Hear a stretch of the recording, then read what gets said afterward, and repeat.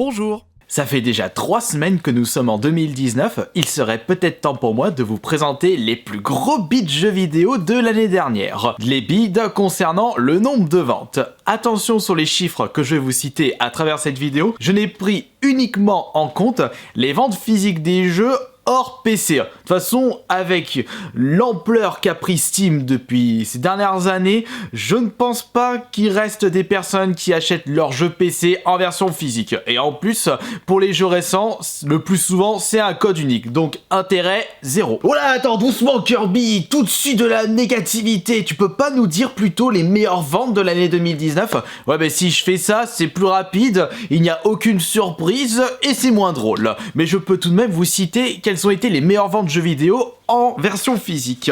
D'après le site VG Charts, les meilleures ventes sont sur la Switch, c'est le Smash Bros Ultimate avec presque 8 millions de ventes, un gros GG à Nintendo avec ce magnifique jeu. On a sans surprise le Red Dead Redemption 2 qui a cumulé 18 millions de ventes Xbox One et version PS4. C'est le jeu le plus vendu de l'année dernière en version boîte. On a également le Spider-Man qui a fait 8,3 millions, sachant que c'est une exclusivité PS4. FIFA 2019, lui aussi, c'est un véritable raz-de-marée. Il a fait 11 millions de ventes. Et c'est assez surprenant, malgré le fait qu'il a eu une très mauvaise critique, mais ça c'est le cas depuis des années. Black Ops 4 fait partie des 5 jeux les plus vendus en version physique, avec 13 millions de ventes.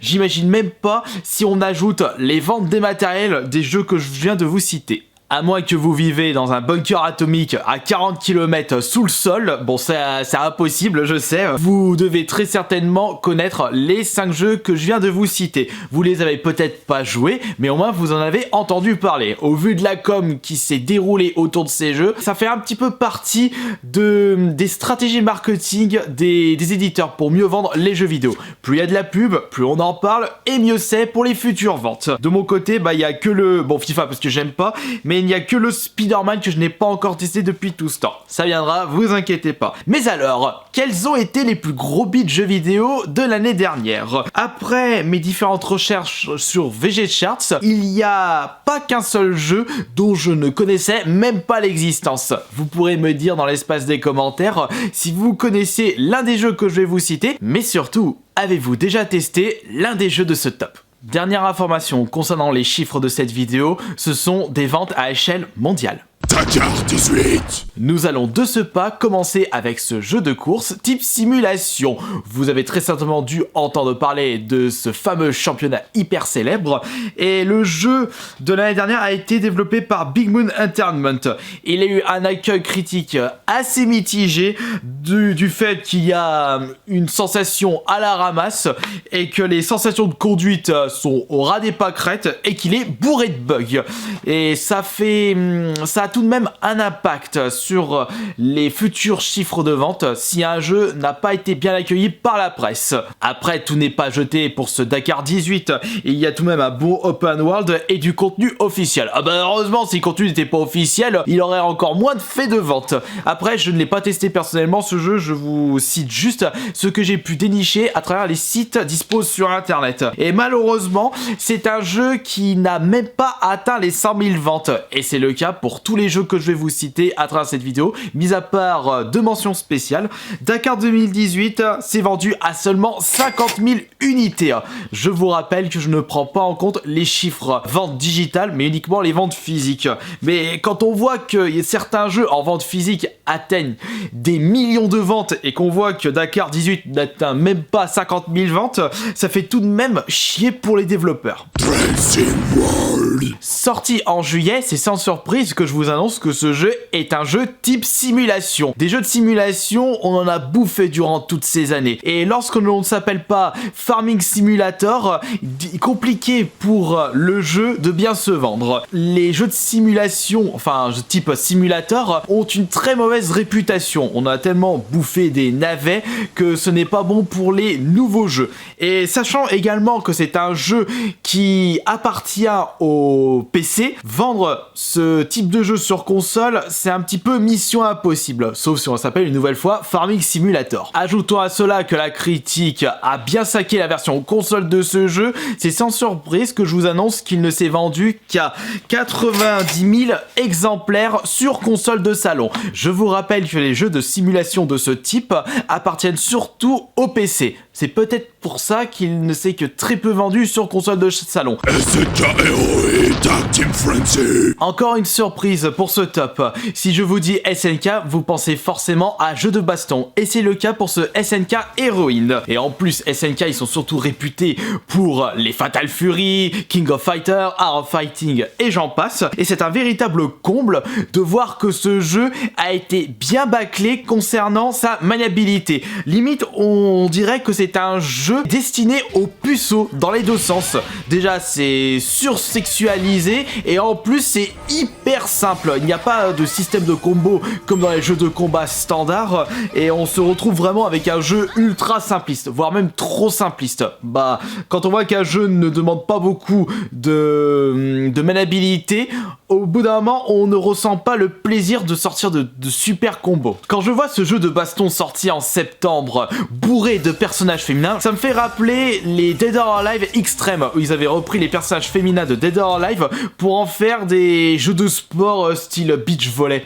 Ce jeu Switch, sorti sur PS4 mais uniquement au Japon, s'est tapé un très mauvais accueil critique par rapport au point que je vous ai cité à travers cette vidéo. Et il ne s'est vendu malheureusement qu'à 50 000 unités dans le monde. Un chiffre très très bas pour un jeu Switch. On va pas vraiment dire que la faute est le fait qu'il n'y a pas beaucoup de consoles Switch implantées dans le monde. On ne parle pas de la Wii U. C'est vrai que lorsqu'une console s'est très mal vendue, les jeux vont forcément mal se vendre. Mais ce ne sera pas du tout le cas pour la Switch. Ride 3. Contrairement au précédent jeu, Ride 3 a eu un très bon accueil critique pour un jeu de course moto, avec des notes comme 15 sur 20 sur jv.com, 8 sur 10 sur Gamecult. Pourquoi ce jeu ne s'est vendu qu'à 80 000 unités dans le monde? En plus, ce jeu a été développé par un studio italien renommé, à l'origine des MXGP ainsi que MotoGP. Ils n'en sont pas qu'à leur premier coup d'essai concernant les jeux de moto. Je pense qu'encore une fois, c'est un jeu qui appartient à un public de niche. Peut-être aussi parce qu'il n'y a pas eu tant que ça en pub et ça joue beaucoup sur les ventes d'un jeu. Streaming Notes Showdown. On repasse avec un jeu complètement inconnu du grand public. Moi-même, je n'en connaissais pas l'existence. Enfin, j'en ai entendu parler vite fait avec la version Wii U parce que je fais une full set. Mais mis à part ça, je savais même pas quel était le principe de ce jeu. Il s'agit d'un party game sorti en mars avec un jeu selon les critiques bof sans saveur. Ça aide pas du tout pour la vente de ce jeu qui ne s'est vendu uniquement à 80 000 exemplaires dans le monde. Moins de 100 000 exemplaires une nouvelle fois. Un jeu qui ne va pas rester dans les annales et il restera toujours compliqué à des développeurs de nous sortir des jeux inconnus qui peuvent faire face aux mastodontes comme Mario Party. The Persistence. On passe à un FPS qui se passe dans un univers espace plus horreur. Tiens, ça me fait penser Dead Space, mais ce n'est pas un survival horror. Un jeu qui a eu un bon accueil critique, c'est pas mal de savoir ça. Il est sorti en juillet. Malheureusement, il ne s'est vendu qu'à 40 000 unités. Mais qu'est-ce que c'est que ces chiffres-là? Comment se fait-il qu'un bon jeu de cette sorte se soit si mal vendu? Déjà parce que c'est une exclusivité PS4 exclue temporaire, mais surtout, c'est un jeu qui se joue uniquement avec le PlayStation VR. Donc pour les joueurs, il faut obligatoirement posséder ce casque-là, et ce n'est pas tout le monde qui possède ceci. Pourquoi t'écoutes le pâté? Parce qu'il fait grand. Et j'ai comme la vague impression d'avoir vu ce jeu bradé à mort dans les Micromania, sachant qu'il est sorti seulement en juillet de cette année. Eh bah, quand un jeu ne se vend pas du tout, on le retrouve vite dans les bacs de jeux soldés. Avant de passer au jeu vidéo qui a connu le plus gros bid 2018, deux mentions spéciales à deux jeux. La première mention concerne le plus gros bid d'un jeu made in Nintendo. WarioWare Gold. Certes, il a tout de même fait plus de ventes que ceux que je vous ai cités à travers cette vidéo. Il s'agit du WarioWare Gold sur 3DS. Ça me fait un petit peu mal au cœur, sachant que c'est l'une de mes séries Nintendo préférées, mais il fallait s'y attendre.